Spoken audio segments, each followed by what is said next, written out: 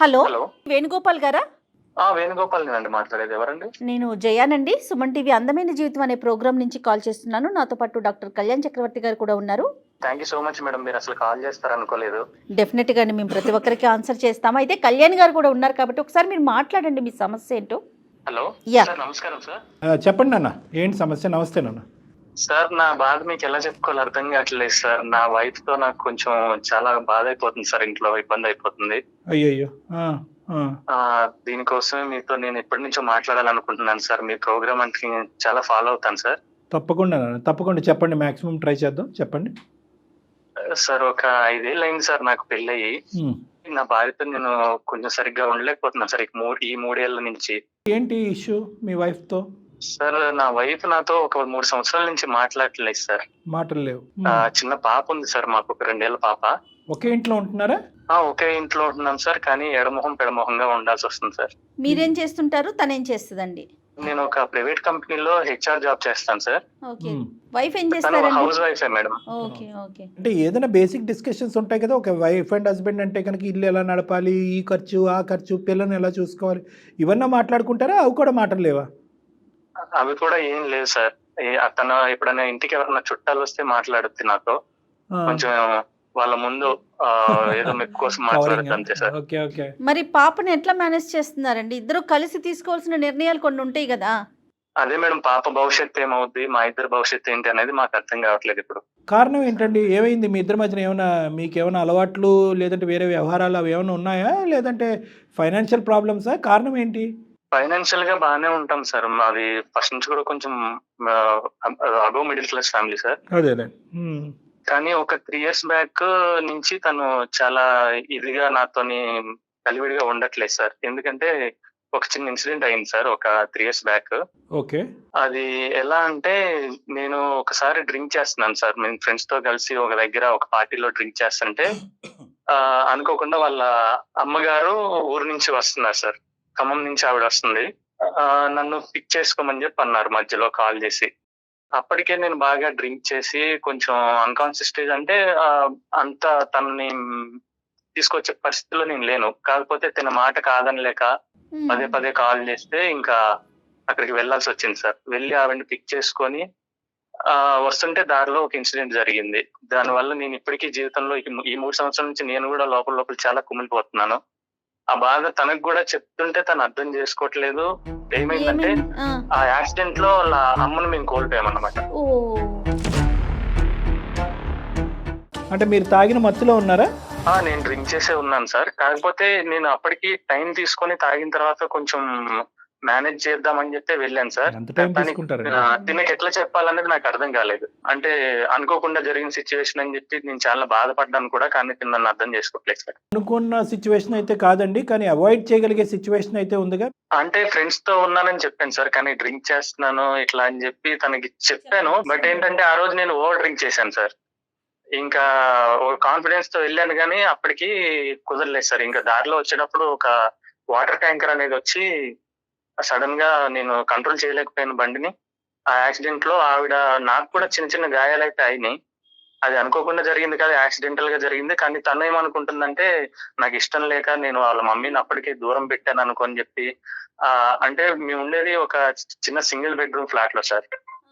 అంతకు ముందు కూడా వాళ్ళ మమ్మీ వచ్చి మాతో ఉంటున్నప్పుడు అలాంటప్పుడు కొంచెం నాకేంటంటే కొంచెం ప్రైవసీ ఉండాలని, అప్పటికే మాకు కొత్తగా పెళ్లి అయింది సార్. మీ వాళ్ళ దగ్గరే అక్కడ 4 రోజులు ఇక్కడ 4 రోజులు పెట్టొచ్చు కదా అన్నట్టుగా కొన్ని డిస్కషన్ జరిగాయి సార్. ఆవిడ వల్ల కొన్ని చిన్న గొడవలు అవడం. మీ మామగారు లేరా, ఉన్నారా ఏంటి? మా మామగారు లేరు మేడం. మా మామగారు చిన్నప్పుడే తనకి, అంటే ఒక ఏజ్ వచ్చేటప్పటికే అతను ఎక్స్పైర్ అయిపోయారు. ఈవిడ ఒక్క ఆవిడే ఉండేది. కానీ తనకు ఒక చెల్లి ఉంది, ఒక తమ్ముడు ఉన్నారు. వాళ్ళ చిన్నమ్మల దగ్గర ఉంటారన్నమాట. నేను మాత్రం వాళ్ళ చిన్నమ్మల దగ్గర పంపించి మా అత్తమ్మ గారు ఇక్కడ ఉండడం అలాంటివి జరిగేవి. అంటే వీళ్ళు ముగ్గురు ఒక దగ్గర ఉండొచ్చు కదా, ఇట్లా ఎందుకు చేస్తున్నారు ఏంటని కొన్ని గొడవలు కూడా జరిగాయి. నేను కూడా చెప్పేవాడిని. అంటే చుట్టం చూపుకి వస్తే ఒక 4 రోజులు 10 రోజులు ఉంటారు, కానీ ఇట్లా వస్తే ఒకటేసారి ఇక్కడ ఉండడానికి మాకు ఏంటంటే ప్రైవసీకి దానికి. ఇంకొకటి వచ్చేసి మేడం, చిన్న ఇరుకైన ఇల్లు అన్నమాట. ఒక సింగిల్ బెడ్రూమ్ లోనే మా ఇద్దరికి అని చెప్పి మేము ఉండేది. మీ వైఫ్ అనుకునేది ఏంటండి? అయ్యో నువ్వు తాగకుండా జాగ్రత్త పడి ఉంటే మా అమ్మ బతుకుండేదనా? నచ్చట్లేదు కాబట్టి నువ్వు మా అమ్మగారిని అలాగా అమ్మో చేసావు, నీ ఆల్మోస్ట్ వల్లే మా మెంటల్ అమ్మగారు లెవెల్లో చనిపోయారని. మాట్లాడుతుంది. అంటే నేనేమనుకుంటున్నానంటే అనవసరంగా నీ తెలివి తక్కువతనంతో తాగి బండి నడిపి మా అమ్మ చావుకు కారణం అయ్యావు అని కూడా అనుకోవట్లేదు ఆవిడ. పగ తీర్చుకున్నావు అన్నట్టుగా మాట్లాడుతుంది ఆవిడ. అవును సార్, అదే దూరంలో ఉంది సార్ ఇప్పుడు ఆమె వైఖరి. మీరు క్లారిటీ ఇచ్చారా? నా తప్పు అయిపోయిందని నేను- క్షమాపణ అనేది చెప్పారా మీ భార్యకి? నేను అప్పుడు చాలా బాధపడ్డాను సార్. అప్పటి నుంచి అదే బాధ నేను కూడా అనుభవిస్తున్నాను. తనకి ఎంత చెప్దాం అనుకుంటున్నా సరే తను మాత్రం ఇంకా అదే మనసులో పెట్టుకొని కోపం మీదే ఉంది సార్. ఇంకా అయ్యో, సో అదే కారణమా మీ ఇద్దరు మాట్లాడకపోవటానికి? అంతేనా, ఇంకేమైనా ఉన్నదా? అదే కారణం సార్. ఫస్ట్ ఒక 2 సంవత్సరాలు మేము బానే ఉన్నాం సార్. పెళ్ళైన మొదట్లో నలుగురిలో కొంచెం బానే మాట్లాడదు సార్, బానే ఉంటది. కానీ ఎవరు లేనప్పుడు, ఇప్పుడు ఇంటి దగ్గర మేమిద్దరం ఉన్నప్పుడు మాత్రం తను దూరం పెడుతుంది సార్. పెళ్ళి ఎంతకాలం అయింది సార్? 5 ఏళ్ళు అవుతుంది సార్. ఫస్ట్ 2 సంవత్సరాలు చాలా బాగున్నాం సార్. ఇద్దరం ఫ్యూచర్ గురించి వాటి గురించి అన్ని బాగానే Planning అంతా బాగానే ప్లానింగ్ ఉంది. చేసుకుని మంచిగా లైఫ్ లీడ్ చేద్దామని అనుకున్నాం సార్. మరి సొంత తల్లిని అత్తగారిని చంపే లెవెల్కి భర్త వెళ్ళిపోతారని అండర్స్టాండింగ్ ఎలా వచ్చిందండి ఆ అమ్మాయి మరి అంత దారుణంగా? ఇక్కడ ఈ అమ్మాయి హత్య లెక్కన మాట్లాడుతుంది, యాక్సిడెంట్ లెక్కన కాదు. నేను ఇందాక ఏమన్నాను, this could have been avoided అన్నాను. అంటే అక్కడి వరకు మీ తప్పు ఉంది, కానీ ప్రత్యేకంగా వెళ్ళి ఆవిడ తల తీసుకెళ్ళి ట్యాంకర్ కింద పెట్టారు అన్నట్టుగా మాట్లాడితే అది చాలా భయంకరమైన అపవాదం. అది జీవితాంతం అది మనం కడగలేనటువంటి ఒక పెద్ద నింద అది మీ నెత్తి మీద. ఇలా మాట్లాడుకోవట్లేదు, కలిసి ఉండట్లేదు అనేది మీ ఫ్యామిలీ మెంబర్స్ తెలుసా? అది మా అమ్మగారికి నాన్నగారికి తెలుసు సార్. కానీ వాళ్ళు ఎంత కన్విన్స్ చేసినా సరే తను కన్విన్స్ అవ్వట్లేదు సార్. అంటే మేమిద్దరం తప్ప వేరే వాళ్ళు ఎవరున్నా సరే తను బానే ఉంటుంది సార్. ఇద్దరం ఉన్నప్పుడు కొంచెం చిరాగ్గా ఏమన్నా పిల్లలతో, ఇప్పుడు పాపని మామూలుగా ఆడిస్తున్నప్పుడు నాతో ఆడనివ్వకుండా చేస్తుంది. ఒక్కోసారి ఏమన్నా సరుకులు కూడా కావాలి దగ్గర అని అంటే ఒక చీటీ రాసి అక్కడ పెట్టేస్తుంది. ఓహో, బయటికి వెళ్ళటాలు, ట్రిప్పులు, టూర్లు, సినిమాలు, మాల్స్ ఏమీ లేవు. మాటలే లేవు. సార్ చిన్న పాప జీవితం ఏమైపోద్ది, ఉండే కొద్ది ఇలాగే ఉంటే మా అవును, ఇంకో 30 సంవత్సరాలైనా తను ఇలాగే ఉంటదేమో ఏంటో అని చెప్పి భయం వేసి నేను మిమ్మల్ని సంప్రదించాను సార్. మరి మీ లైఫ్ అంటే భార్యాభర్తల జీవితం అది కూడా లేదు సార్ ఈ 3 ఏళ్ల నుంచి. అది కూడా లేదు. ఏం పేరండి? తన పేరేంటి? పద్మ సార్. మరి ఒకసారి మాట్లాడదామండి. నాకు నా భార్య, నా కూతురు ఇద్దరు మాత్రం నాకు కావాలి మేడం. వాళ్ళతో నేను చాలా ఆనందంగా జీవితం గడుపుదాం అనుకున్నాను. ఒకసారి అంటే మనం మాట్లాడదాం. మీరు చేస్తే ఎలాగ ఆవిడ ఎత్తరు కాబట్టి జయ గారు కాంటాక్ట్ చేస్తారు, కాన్ఫరెన్స్ తీసుకుందాం. కానీ ఇక్కడ ఏంటంటే 2 ప్రాబ్లమ్స్. ఒకటి, ఆ అమ్మాయి ఇప్పటికీ కూడా పూర్తి స్థాయిలో ఆ షాక్ నుంచి తేరుకుందో లేదో. ఎందుకంటే తల్లి అయినా తండ్రి అయినా తల్లిగానే భావిస్తూ ఇంతకాలం కాలం అయితే నడిచింది. ఈ అనుకోని పరిస్థితుల్లో అనేటటువంటి అంశాన్ని ఇప్పటికీ ఆ అమ్మాయి జీర్ణించుకున్నట్టుగా అనిపించట్లేదు. ప్లస్ మిగతా ఇంకో అమ్మాయి అబ్బాయి కంటే ఈ అమ్మాయి మీద విపరీతమైన ప్రేమ, ఇది ఒకటి. నెంబర్ 2 ఏంటంటే కనుక ఆ అమ్మాయిలో ఫస్ట్ది అయితే కనుక సహజంగా మనం అర్థం చేసుకునేటటువంటి ఒక బాధ. రెండో బాధ ఏంటంటే భర్తే హంతకుడు అన్నట్టుగా చూసేటటువంటి ఆలోచన శైలిని, అదొక భ్రాంతి, ఒక అభూత కల్పన. అది మనకు అర్థమయ్యేంత వరకు అది ఎలాగా అనేది ఇక్కడ చాలా క్లిష్టమైనటువంటి సమస్య. ఎందుకంటే అది తీయకపోతే కనుక మీ రిలేషన్షిప్ ఇలా ఉన్నా ఇలా ఉండకూడదు, అంటే ఇలా కూడా ఉండకూడదు. ఆ బిడ్డ గురించి ఏంటంటే మీ ఇద్దరు ఇలా ఉండకూడదు. It is better that you both think about other ways of getting away from this problem. అంతేగాని ఈ మౌనవ్రతం అనేది ఇన్ని సంవత్సరాల పాటు నడపడం అనేది కష్టం. సో 2 ఛాలెంజెస్ ఉన్నాయి అని నేను అనుకుంటున్నాను. ఫస్ట్ ఆవిడ ఏ మెంటల్ స్టేట్లో ఉన్నది అనేది మనం తెలుసుకోవాలి ఫస్ట్, వెరీ ఇంపార్టెంట్. అది నన్ను చూస్తే చాలా ఇరిటేట్ అవుద్ది సార్. ఇరిటేట్ అయ్యుద్ది. దాని వల్ల నేను చాలా మానసిక క్షోభ అనుభవిస్తున్నాను సార్. అదే ఇద్దరు ఎనిమీస్ ఒకే ఇంట్లో ఉన్నట్టుగా ఉంది. ఇది ఎనిమీ నెంబర్ 1 అయ్యారు మీరు అమ్మాయికి. నెంబర్ షేర్ చేయండి ఒకసారి, అప్పుడు మేడం కాన్ఫరెన్స్ కాల్లో తీసుకుని మిమ్మల్ని యాడ్ చేస్తారు. ఓకేనా? పంపిస్తున్నాను సార్, ఇప్పుడు పంపిస్తున్నాను.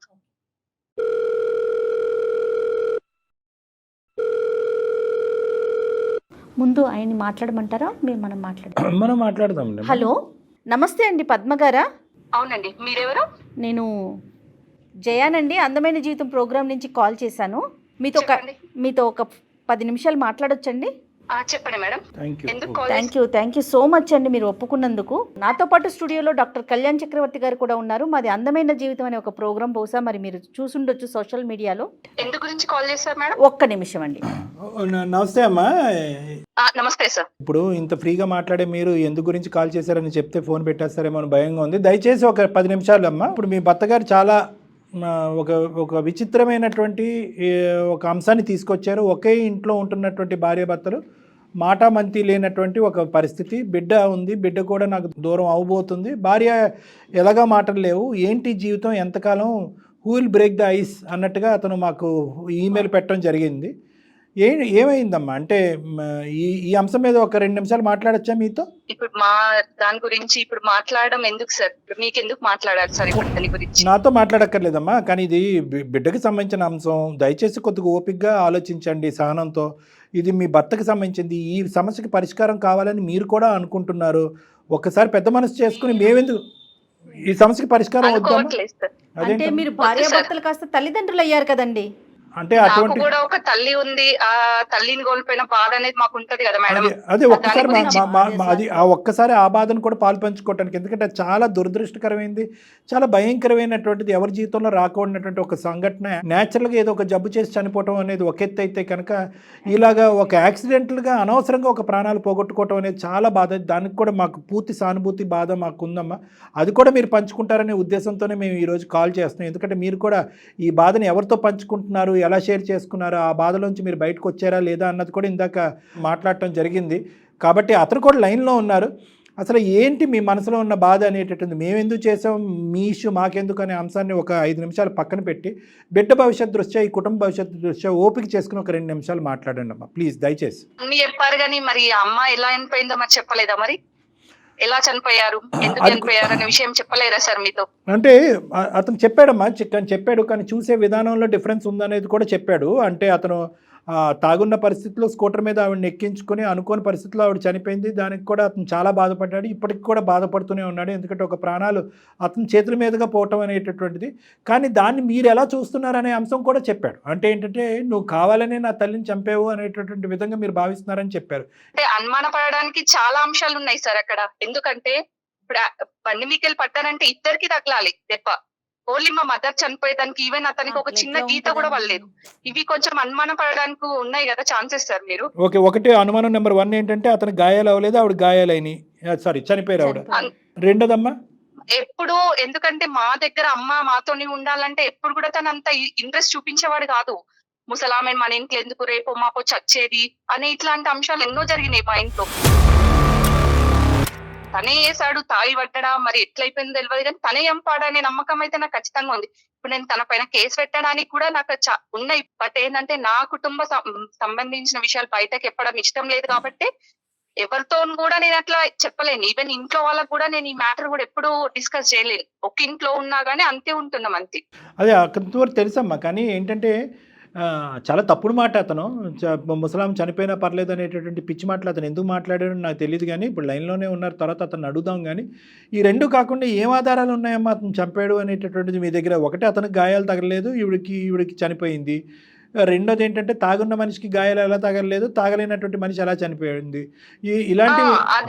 ఇలాంటివి ఉన్నాయి. అప్పుడే నేను తాగినా అని చెప్పేసి తీసుకురాకపోయినా అయిపోతుండే అదే కర్మ కదా. ఈవెన్ మా ఇంట్లో ఉన్నప్పుడైనా తనతో ఈవెన్ ఒక్క రోజు కూడా మాట్లాడేవాడు కాదు. ఇప్పుడు నేనే అట్లా వాళ్ళ పేరెంట్స్ కి చేస్తే తను ఊరుకుంటారా సార్? తన మాటలు విని మీరు నాకేం సమాధానం చెప్పాల్సిన అవసరం లేదు. మీరేం నాతో మాట్లాడద్దు.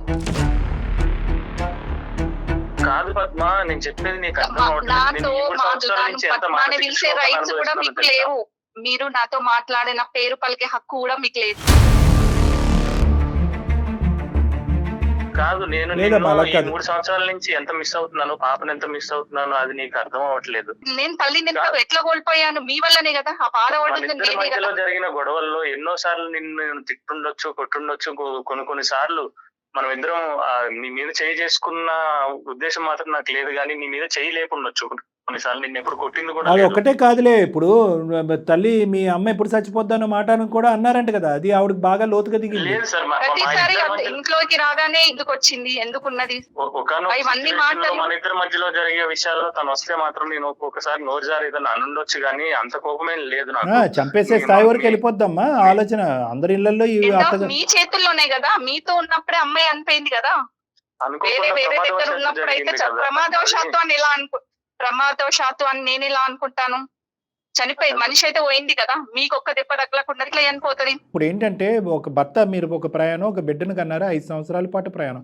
ఒక 5 సంవత్సరాల ప్రయాణంలో ఏ కోసానన్నా కూడా మీ అమ్మగారు ఉండకపోయి ఉంటే కనుక మీ భర్త గురించి ఇతను చంపే స్థాయి వరకు వెళ్ళిపోతాడు అనే అభిప్రాయం మీకు ఎప్పుడన్నా ఉండేదమ్మా? మీ భర్త గురించి మేం చెప్పాలా? ఓకే, అత్తగారు అంటే పడకపోవచ్చు, ఏమన్నా మాట్లాడచ్చు, ప్రైవసీ లేదు కాబట్టి ఆవిడ దూరంగా ఉండొచ్చు, మన సింగిల్ బెడ్రూమ్ అని ఆ మాట అనొచ్చు. ఇలాంటి మాటలు ఉన్నంత మాత్రాన మనిషి తాగేసి వెళ్ళి బండిని బలవంతంగా గుద్దేసి చంపేస్తాడమ్మా. యాక్సిడెంట్లు అవుతాయి చాలా చోట్ల. ఒక పెద్ద బస్సు యాక్సిడెంట్ అవుతుంది, 2-3 చనిపోతారు. ఫ్రంట్ ఉన్న వాళ్ళు కూడా చనిపోకపోవచ్చు, డ్రైవర్ కూడా చనిపోకపోవచ్చు. కళ్యాణ్ గారు ఇప్పుడు బెస్ట్ ఎగ్జాంపుల్ మనకి ఫ్లైట్ చూసాం కదా, అవును. అంతమంది చనిపోతే ఒక్క మనిషి బతికి రాలేదు. ఇప్పుడు మనం ఏం చెప్పగలుగుతామంటే యాక్సిడెంట్ అది అంతే. యాక్సిడెంట్ సహజంగా అతను ఇప్పుడు ఏంటంటే ఆ మినిట్ లో అతనికి తగలకూడని చోట అందరికీ తగలేదు. తగలాలని ఆవిడ ఏముంటుందండి? పెద్ద ఆవిడ వయసు ఉంది, చిన్న గాయం కూడా ప్రాణాల మీద తీసుకొచ్చింది. సరే, మీ అమ్మగారు చనిపోయేటటువంటి దాన్ని మేము కిందకి చూపెట్టాలి అనే ఉద్దేశం కాదు. మీ బాధ మీకుంది, మీ బాధను మేము అర్థం చేసుకోగలం. కానీ ఆ బాధకు కారణమైనటువంటి ఈ వ్యక్తి యాక్సిడెంట్ రూపాన కారణం అయ్యాడు, కానీ హత్యాయత్నం చేశాడు అనేది కరెక్ట్ కాదు కదమ్మా. ఇది అనుకోకుండా యాక్సిడెంట్ జరిగింది సార్. సార్ మీరు ఒక్క పాయింట్ ఇది గుర్తుపెట్టుకోండి, ఆయన చేస్తాడు అన్నది నేను కొత్తగా పెళ్ళైనప్పుడు మనకి ప్రైవసీ కోసమే. నేను మీతో నేను సార్ తో మాట్లాడుతున్నాను, కానీ ఇద్దరు పడ్డప్పుడు దీనికి ఎంతో కొంత ఒక దెబ్బన్నా తగలాలి కదా. అలా ఇలా తగలకుండా ఎలా ఉంటుంది? మీరు ఒకసారి మీ పాయింట్ ఆఫ్ వేలో కూడా ఆలోచించండి. లేదు, అది కూడా ఆలోచించాను తల్లి, అది కూడా ఆలోచించాను. కానీ అమ్మ ఇప్పుడు దానికి చాలా పర్మిటేషన్స్ అండ్ కాంబినేషన్స్ ఉంటాయి. అయింది కానీ యాక్సిడెంట్ అయ్యింది కదా. యాక్సిడెంట్ అయినప్పుడు ఇంకా తనతో పాటు నేను చనిపోతే శుభ్రంగా పిల్లతో నువ్వు శుభ్రంగా ఉండేదాన్ని. అలా కాదు,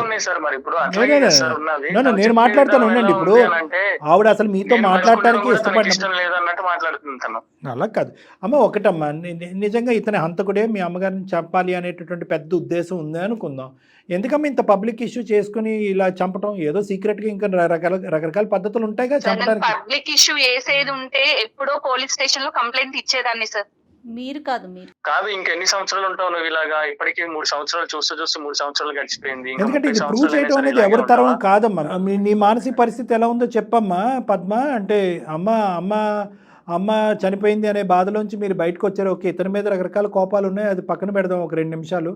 మీరు పూర్తి స్థాయిలో తేరుకున్నారా? డిప్రెషన్ లాంటి దాంట్లోకి ఏమైనా వెళ్ళారా? తినగలుగుతున్నారా? పడుకోగలుగుతున్నారా? ఆలోచించగలుగుతున్నారా? బిడ్డను చూసుకోగలుగుతున్నారా? నేను అన్ని రకాలుగా బానే ఉన్నాను సార్, ఒక ఇష్యూ తప్ప, అంతే. సో దీనికి ఇప్పుడు దీనికి పరిష్కార మార్గం ఏంటో చెప్పండి. అతను చేసింది ఒకటి ముమ్మాటికి పెద్ద తప్పు ఏంటంటే కనుక డ్రింక్ చేసి డ్రైవ్ చేయటం అనేది అతను చేసింది పెద్ద తప్పు. తాగి డ్రైవ్ చేసి అతని ప్రాణాలకి ఏదైనా కూడా ఈరోజు బిడ్డ అనాథ అయ్యి ఉండేది. ఇప్పుడు అనవసరంగా ఇప్పుడు ఏమైంది, అతనికి ఒక గాయం తగలపోవటం. ఇప్పుడు అతను అనుకుంటా ఉంటాడు కొద్దిగానే గాయాలు తగిలింటే కనుక ఈ అనుమానం కూడా ఉండేదని.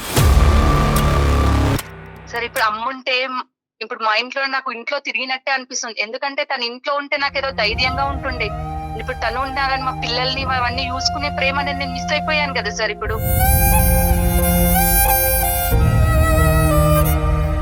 ఆ ప్రేమనైతే తను తిరిగి తీసుకురాలేడు కదా. అంటే నాకున్న ఒక అభిప్రాయం అయితే నేను చెప్తానమ్మా, దాన్ని నువ్వు ఎంతవరకు ఏకీభవిస్తావు అనేది నాకు తెలీదు. తర్వాత వేణు ఏం చెప్తాడో అనేది వినండి, కానీ ఫస్ట్ నేను చెప్పేది వినండి. మీరేంటంటే ఇది ఒక యాక్సిడెంటల్ డెత్, దురదృష్టకరమైన పరిస్థితి. మీకు మీ అమ్మగారికి విపరీతమైనటువంటి బాండింగ్, బంధం ఉంది. పెళ్ళికి ముందే మా అమ్మ మాతోనే కంటిన్యూ అవుతుంది, చెల్లితోని తమ్ముడితోని కాదు అనేటటువంటి స్థాయి బాండింగ్ మీది. అమ్మ హెల్తీగా ఉండి అనుకున్నటువంటి పరిస్థితుల్లో చనిపోవటం అనేటటువంటిది, ఆ గ్రీఫ్, ఆ బాధ నుంచి ఇప్పటికి కూడా మీరు తేరుకోలేదు. యూజువల్గా సహజసిద్ధంగా ఈ డిప్రెషన్లో ఉన్నప్పుడు ఈ గ్రీఫ్, ఈ బాధ, ఎస్పెషల్లీ న్యాచురల్ డెత్స్తో పోల్చుకుంటే యాక్సిడెంటల్ డెత్స్, సడన్గా అనుకోనటువంటి సందర్భాల్లో హెల్తీగా ఉండేటటువంటి వ్యక్తులు చనిపోయినప్పుడు చాలామంది పోస్ట్ ట్రామాటిక్ స్ట్రెస్ డిసార్డర్, డిప్రెషన్లోకి వెళ్తారు. అది సహజ సిద్ధమైనటువంటి ఒక మానసిక పరిస్థితి. అలాంటి వాళ్ళు యూజువల్గా ఏంటంటే ఆ డిప్రెషన్లోకి వెళ్ళిన తర్వాత దానికి సంబంధించినటువంటి కారణాలు, నాకే ఎందుకు ఇలా అయింది, మా అమ్మకే ఎందుకు ఇలా అయింది, నా జీవితంలో ఎందుకు ఉంది, నా కుటుంబం, ఇలాంటివి ఆన్సర్ లేనటువంటి, సమాధానం లేనటువంటి ప్రశ్నలతో చాలా ఒక భయంకరమైనటువంటి మానసిక పరిస్థితిలోకి వెళ్ళిపోతారు. అటువంటి క్రమంలో కొన్ని గుర్తుకు రాకూడనటువంటి అంశాలు సహజ సిద్ధంగా గుర్తొస్తాయి. ఉదాహరణకి వేణుగోపాల్ అన్నటువంటి మాట, మీ అమ్మ మా ఇంట్లో ఉండటానికి లేదు, ఆ ముసలావిడ ఎందుకు, ఆ పెద్దావిడ ఎందుకు అని చెప్పి ఏదైతే వాగ్దానం పెళ్ళికి ముందు అతను మీకు ఇచ్చాడో, మీ అమ్మ మాతో పాటు కంటిన్యూ అవుతుంది అనే మీ కండిషన్కి ఒప్పందం చేసుకున్నాడో, ఆ తర్వాత అతను ప్లేట్ ఫిరాయించి ఇలా రకరకాల మాట్లాడటం అనేటటువంటి సందర్భానుసారం మాట్లాడటం అనేది మీకు జ్ఞాపకాలు వచ్చినాయి. దానికి తోడు మధ్యలో అతను కోపంతో అవనియండి, లేదంటే అనాలోచితంతో అవనియండి, చనిపోతే బాను, ఆవిడెందుకుంది పెద్ద ఆవిడ, ఇలాంటి మాటలు అనేటప్పటికీ మీరుండేటటువంటి బాధకి అతను అన్నటువంటి మాటలకి ఒక లింక్ ఏర్పడి మ్యాచ్ చేసుకుని ఇదిగో నా లోపల ఉన్నటువంటి ఈ సందిగ్ధ పరిస్థితికి ఏర్పడినటువంటి ప్రశ్నలకి సమాధానం దొరికింది నా భర్తే అనేటటువంటి విధంగా మీరు రెట్రోస్పెక్టివ్గా ఆలోచించుకుని, ఆవిడికి గాయాలైనవి, ఆవిడ చనిపోయింది, ఇతను గాయాలు అవ్వలేదు, తాగున్న అతనికి ఇతను దెబ్బ తగలేదు, ఆవిడకి మాత్రం చనిపోయింది. కాబట్టి ఒకప్పుడు తాగానని చెప్పొచ్చు కదా. ఇతను బహుశా ఏంటంటే తాగి నడిపాను కాబట్టి యాక్సిడెంట్గా చిత్రీకరించాలని చెప్పి తాగేనన్న అంశం కూడా నాకు చెప్పకుండా బలవంతంగా మా అమ్మని ఎత్తుకుని ఇంటికి దింపడానికి ట్రై చేశాడు. ఇవన్నీ ఒక చుక్క కలుపుకుంటూ వెళ్ళిపోయి మీరు కంప్లీట్గా ఒక కన్ఫ్యూజన్లోకి వెళ్ళిపోయి ఈ విధంగా నాలాంటి వ్యక్తులు ఎక్స్ప్లెయిన్ చేయడానికి అవకాశం ఇవ్వలేదు.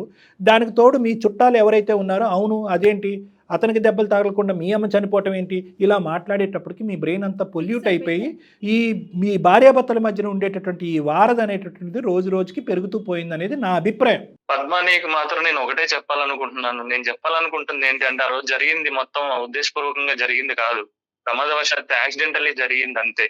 అది ఎట్లా అయింది అనేది నాకు తెలియదు, కానీ ఇప్పటికీ నాకు అది గుర్తులేదు. కానీ అది గుర్తొచ్చినప్పుడల్లా నేను ఎంత మానసిక క్షోభను అనుభవిస్తున్నాను, నా వల్ల ఒక ప్రాణం పోయింది అనే ఆలోచన నాలోకి వస్తుంటేనే నేను చాలా కుమిలిపోతున్నాను లోపల. ఎలాగైనా పోయి కూడా మేము అంతకన్నా బాధపడుతున్నాం కదా. అబ్సల్యూట్లీ కరెక్ట్ అమ్మా, చెప్పండి అమ్మా. మీ అమ్మ నీకు నాకు తెలుసు, మా అమ్మ నాకెలాగో నీకు మీ అమ్మ అలాగే, కానీ నేను చేసింది ఉద్దేశపూర్వకంగా కాదు కదా, అది జరిగింది యాక్సిడెంటల్లీ. నీకు ఇంకెంతకు మించి ఎలా చెప్పాలి? నువ్వు ఎవరి మీద ఒట్టేయమంటే వాళ్ళ మీద ఒట్టేస్తాను, పాప మీద ఒట్టేసి చెప్తున్నాను. అది మాత్రం నేను ఒట్టేసినంత మాత్రాన అమ్మ అయితే తిరిగి రాదు కదా. నువ్వు చేసిన తప్పు అది ఎప్పటికీ రాదు. ఓట్లు కాదు, 1,00,000 ఓట్లు వేసినా కూడా శతకోటి కార్యక్రమాలు చేసినా కూడా మీ అమ్మగారు తిరిగి రారమ్మా. తీర్చలేనటువంటి లోటు. మేము చెప్పేది తీర్చలేని బాధ అయితే అమ్మ అయితే రాదు కదా. కదమ్మా ఇప్పుడు జరిగేటటువంటి పరిస్థితి ఏంటంటే మీ అమ్మగారు చనిపోయి మీరు బాధపడుతున్నారు. తల్లిదండ్రులు ఇద్దరు ఉండి ఆ బిడ్డ చెప్పుకోలేనటువంటి బాధలో లేదు. తల్లిదండ్రులు ఇద్దరు కళ్ళెదురుకుంటా కనిపించారు, మీ అమ్మగారు పోయారు. 3 సంవత్సరాల పాటు ఇంట్లో ఈ మౌనవ్రతం వల్ల ఎంత చంటిబిడ్డ, ఎంత మానసిక క్షోభ. ఒక తిరగటం లేదు, ఒక పార్కు లేదు, ఒక మాట లేదు, ఒక ముద్దు లేదు. ఏందమ్మా ఇప్పుడు ఆ బిడ్డకి ఎటువంటి జీవితాన్ని ఇస్తున్నారు? మీరు తల్లిని దురదృష్టం కొద్దీ పోగొట్టుకున్నారు, దాన్ని మన మీ తల్లిని తిరిగి తీసుకురాలేవు. మీ బిడ్డ ఏం పాపం చేసింది ఇటువంటి వాతావరణాన్ని క్రియేట్ చేస్తున్నారు? ఈరోజు మా వేదిక వరకు వచ్చి మీరు ఫోన్ కాల్ చేయడం అనేది ఇద్దరు అదృష్టవంతులే. దానికి మించినటువంటి అదృష్టవంతురాలు ఆ బిడ్డ. అట్లీస్ట్ ఇప్పటికైనా ఐస్ బ్రేక్ అయ్యి నిజాలు బయటకు వచ్చి మీరిద్దరు మాట్లాడుకుంటున్నారు. అట్లీస్ట్ ఇలా మాట్లాడుకుంటే అనుమానాలు క్లియర్ అయ్యి ఉండేవి. మా వరకు కూడా అవసరం లేదు. ఒక ఆలోచన రావటం, దానికి ఫిక్స్ అయిపోవటం, నువ్వు చంపావు అంతే. ఇంకంతే అంటే ఇంకెవరేం మాట్లాడతారు? అందరి ఇళ్లలో భార్యాభర్తలు మాట్లాడుకుంటున్నారు. ఇంతకు మించినటువంటి గొడవల్లో మీరు మాత్రం 3 సంవత్సరాల పాటు వనవాసం. సార్, మీ ద్వారా నేను కోరుకునేది ఒకటే సార్, ఎలాగైనా సరే మా ఇద్దరిని పాపని కలపండి సార్. అది నా చేతుల్లో లేదు నాన్న. నేను ఇవ్వాల్సినటువంటి ఎక్స్ప్లెనేషన్ ఆవిడకి ఇచ్చాను. సార్ తను ఉండే కొద్ది ఇలాగే పాపని దూరం చేస్తుందేమో, తను ఎలా దూరం అయిందో అలా దూరం అవుద్దని చెప్పి మళ్ళీ మేమిద్దరం కలిసి ఉండి పాపను కూడా మంచిగా పెంచుకోవాలని చెప్పి చూస్తాం సార్. ఎప్పుడు బంధాన్ని ఎవరు తీసేస్తే పోదండి. పద్మగారు మీరు ఒక్కసారి డాక్టర్ గారిని కలిసే ప్రయత్నం చేస్తే బాగుంటుందండి. పాప కోసం నేనేమంటున్నా, మీ ఇద్దరి కోసం చెప్పట్లేదండి. నేను ఫస్టే ఒక మాట చెప్పా, భార్యాభర్తలు ఇప్పుడు తల్లిదండ్రులు అయ్యారు. దయచేసి ఆ పొజిషన్ని ఒకసారి ఆలోచించుకోండి. నెక్స్ట్ స్టెప్ ఎక్కారు. ఇది సింపుల్ క్లారిటీ అండ్ కౌన్సిలింగ్తో తీరిపోయేటటువంటి అంశం. అతనికి ఒక మాట్లాడటానికి ఒక అవకాశం ఇవ్వి, మీరు ఏదైతే చెప్పాలో అది చెప్పండి. ఒక మధ్యస్థుగా నేను ఉంటాను. నా దగ్గరికి మీరు ఇద్దరు రండి. మొత్తం అన్ని అనుమానాలు కూడా పటాపంచలు అయిపోతాయి. ప్రాబ్లమ్ని సార్ట్అవుట్ చేద్దాం. దయచేసి ఆలోచించండి. మీరు ఎప్పుడు రమ్మన్నా నేను వస్తాను సార్ కంపల్సరీ. మేడం మీరు చెప్పింది కూడా కరెక్టే. మీ మీద నమ్మకంతో, సార్ మీద నమ్మకంతో మీరు అన్నది కరెక్ట్. నేను పాప భవిష్యత్తు కూడా ఆలోచించుకోవాలి. ఇప్పుడు పాప భవిష్యత్తులో పెట్టుకొని ఆలోచించి ఇప్పుడు మిమ్మల్ని కలవడానికి నేను రెడీగా ఉన్నాను సార్. సూపర్, థ్యాంక్ యూ అమ్మా. మిగతావన్నీ అప్పుడు మాట్లాడుకోవచ్చమ్మా. ఏమన్నా అన్ఆన్సర్డ్ క్వశ్చన్స్ లేదంటే ఇక్కడ ఈ వేదిక మీద చెప్పనటువంటి ప్రశ్నలు ఏమన్నా ఉన్నా కూడా కౌన్సిలింగ్లో మాట్లాడచ్చు. ఈరోజు మేము చేసినటువంటి ఒక గొప్ప పని, అది మీ వరకు అర్థమైందో లేదో నాకు తెలియదు, కానీ 3 సంవత్సరాల పాటు మాట్లాడుకున్నటువంటి భార్యాభర్తలు ఇద్దరిని మేము మాట్లాడుకునేటటువంటి విధంగా చేసాం. అదే ఒక గొప్ప విజయంగా, ఆ పాప తరపున ఒక గొప్ప విజయంగా మేము భావిస్తున్నామమ్మా. ఇది మీ ఇష్యూ ఒకటే కాదు, ఒక బిడ్డకు సంబంధించినటువంటి కూడా ఒక చిక్కుముడి సమస్య ఇది. కాబట్టి ఇది పూర్తి స్థాయిలో మనం ముందుకెళ్ళి నా కౌన్సిలింగ్ ద్వారా మీ ఇద్దరి మధ్య అండర్స్టాండింగ్ పెరుగుతుందనే స్థాయి నమ్మకం కూడా నాకున్న అనుభవంతో నాకు ఉంది. కాబట్టి దయచేసి రండి, మాట్లాడదాం, అంత క్లారిటీ వస్తుంది. ఓకేనమ్మా? రైట్ అండి. Okay sir. Okay all the best. Jaya గారు మాట్లాడతారు, ఫాలో అప్ లో ఉంటారు. డోంట్ వరీ అండి, మీరేం ఫీల్ కావద్దు, నేను మాట్లాడతాను. డాక్టర్ గారి దగ్గరికి పంపించే బాధ్యత నాది. ఓకే అండి? పాప ఇంపార్టెంట్ సార్. అందుకే పాప కోసమే అందరూ ఇంపార్టెంట్ అయ్యి తమ్ముడు.